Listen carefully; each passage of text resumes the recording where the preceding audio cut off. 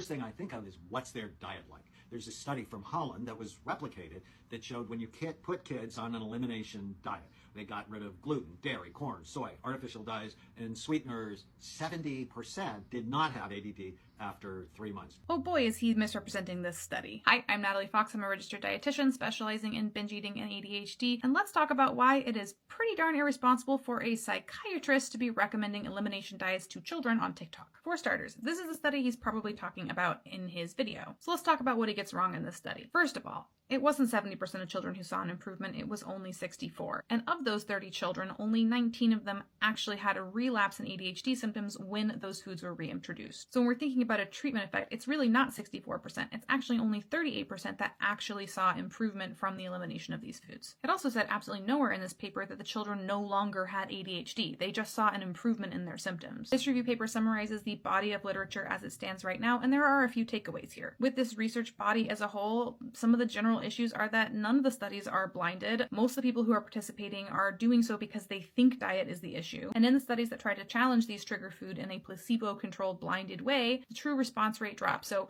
a lot of the children who saw a benefit from eliminating the foods didn't see a relapse in symptoms when those foods were challenged. Overall, we can conclude that yes, some people may respond to elimination diet, but that percentage is actually pretty small. And this approach does not come without risks. Childhood is a very vulnerable time nutritionally speaking, both in terms of nutrient adequacy and in terms of getting enough calories and protein and nutrition to support growth and development. Additionally, having such a heavy emphasis on food and restricting certain foods and which foods are safe or not safe can have a huge impact on somebody's relationship with food in adulthood. In my experience working in the disordered eating space and in binge eating, a huge trigger for having a disordered relationship with food is having your food heavily monitored and controlled by a caregiver in childhood. This can play out in a couple of ways. It can lead to kids fearing that certain foods are not safe when they probably are perfectly safe, or it can go the other way and lead to children hoarding or binging on foods in secret. And sometimes this emphasis and focus on what a child is eating is important for safety, such as the case of type 1 diabetes. But it's also true that eating disorders are much more prevalent in the type 1 diabetes community than they are in the general population. So why risk the eating disorder when there is no good or consistent evidence that